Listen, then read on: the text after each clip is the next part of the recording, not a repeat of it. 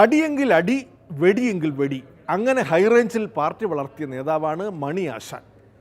പാർട്ടിയിൽ നിന്ന് വിട്ടുനിൽക്കുന്ന മുൻ MLA എസ് രാജേന്ദ്രന് അറിയാത്ത ചരിത്രമൊന്നും അല്ലത്. വെടിവെക്കരുതേ എന്നൊരു അഭ്യർത്ഥനയേ ഉള്ളൂ. പക്ഷേ രാജേന്ദ്രൻ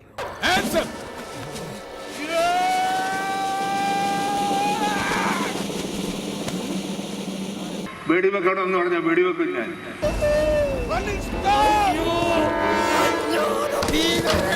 ഞാൻ പറഞ്ഞല്ലോ വെടിവെക്കരുത് സാർ എന്ന് ഞാൻ അഭ്യർത്ഥിച്ചല്ലോ. ഇനി ബുള്ളറ്റ് പ്രൂഫ് ഇട്ടില്ല, അന്നേരം ഇട്ടിട്ട് വന്നിട്ട് വെടിവെച്ചോട്ടെ എന്ന് കരുതിയിട്ടാണ്. അതുകൊണ്ട് ഞാൻ വെടിവെക്കരുതേ എന്ന് ഞാൻ ഇപ്പോഴും അപേക്ഷിക്കുകയാണ്. വെടിവെക്കരുത്.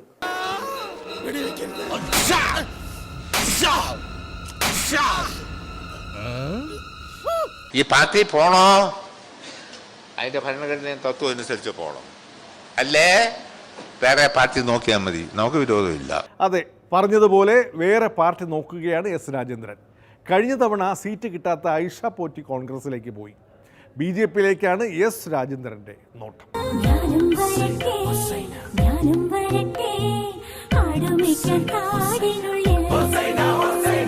സംസ്ഥാന പ്രസിഡന്റിനെ കണ്ടു, സംസാരിച്ചിരുന്നു എന്നുള്ളത് വസ്തുതയാണ്.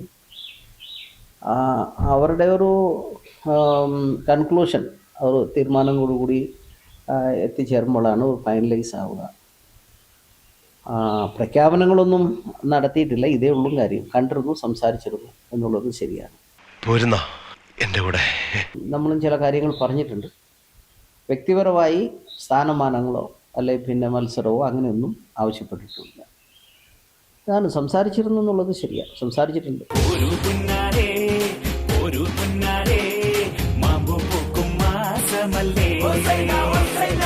മത്സരിക്കാൻ ഉദ്ദേശിച്ചിട്ടില്ല എന്നാണ് പറയുന്നതെങ്കിലും ദേവികുളത്ത് ആര് സീറ്റ് ഓഫർ ചെയ്യുന്നുവോ അവിടേക്കാവും രാജേന്ദ്രൻ പോവുക. രാജേന്ദ്രനെ സ്വീകരിച്ച് വിസ്മയമൊരുക്കാൻ ഇടുക്കിയിലെ കോൺഗ്രസ്സുകാർ തയ്യാറല്ല. പിന്നെ സാധ്യതയുള്ളത് BJPയാണ്. രാജേന്ദ്രൻ കാത്തിരിക്കുകയാണ്. ഇല്ല, ഞാൻ മത്സരിക്കാൻ ഉദ്ദേശിച്ചിട്ടില്ല. മത്സരം നേരത്തെയും പണ്ടും അങ്ങനെയൊക്കെ തന്നെ. നേരത്തെ 2016 ഞാൻ ഒഴിവാക്കാമെന്ന് പറഞ്ഞതാണ്. പിന്നെ ചില സാഹചര്യങ്ങളിൽ ചിലത് വന്നുപോയി. നമ്മളിപ്പോൾ അതിലേക്കൊന്നും കടക്കുന്നില്ല. എന്നാലും വ്യക്തിപരമായി ഒരു നേട്ടത്തിനോ ഒരു തെരഞ്ഞെടുപ്പിന് വേണ്ടിയോ സ്ഥാനമാനത്തിന് വേണ്ടിയോ പ്രവേശനം ആഗ്രഹിക്കുന്നു. സ്ഥാനമോഹമില്ല, സ്വാർത്ഥതയില്ല, നാട്ടുകാരുടെ നന്മ, അതേ ഉള്ളൂ രമേശൻ നായരുടെ ഉന്നം. കേന്ദ്രമന്ത്രി സുരേഷ് ഗോപിയും സംസ്ഥാന മന്ത്രി KB ഗണേഷ് കുമാറും സിനിമയിൽ നിന്ന് വന്ന രാഷ്ട്രീയക്കാരാണ്. രണ്ട് മുന്നണിയിൽ നിൽക്കുന്നത് കൊണ്ട് പരസ്പരം എതിർക്കേണ്ടിയും വരും. പക്ഷേ സിനിമയിലെ സംഘടന രംഗങ്ങളെ ഓർമ്മിപ്പിക്കും വിധം ഇരുവരും പരസ്പരം വാക്പയറ്റിലാണ് കുറേ നാളായി.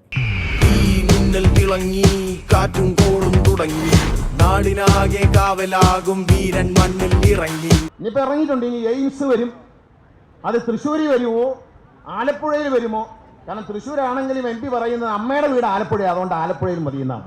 എന്നാൽ തെങ്കാശി ആയാലും മതി എന്നായി. അവസാനം തെങ്കാശിയിലേക്ക് പോയി. അത് വരും എന്ന് പറയുന്നത് ആരെയൊക്കെയോ ഭയപ്പെടുത്തുന്നുണ്ടെങ്കിൽ അവരാ ഭയത്തിൽ മുങ്ങി അങ്ങ് മരിക്കട്ടെ. ഒളിമ്പിക്സ് വരുന്നുണ്ട് കേട്ടോ. വലിയ പ്രശ്നമില്ല. ഇന്ത്യയിലല്ല, തൃശ്ശൂർ, കേരളത്തിൽ ഒളിമ്പിക്സ് വരുന്നുണ്ടെന്നാണ് പറയുന്നത്. ഒളിമ്പിക്സ് ഏഷ്യാഡൊന്നും അല്ല, അവിടുന്നൊക്കെ അങ്ങ് പോയി ഒളിമ്പിക്സ്. കേരളത്തിൽ എയിംസ് വരും മറ്റേ മോനെ. ഇതോടെ ഈ ആഴ്ചത്തെ വക്രദൃഷ്ടി സമാപിക്കുന്നു. വീണ്ടും അടുത്തയാഴ്ച ഇതേ സമയം. നന്ദി, നമസ്കാരം.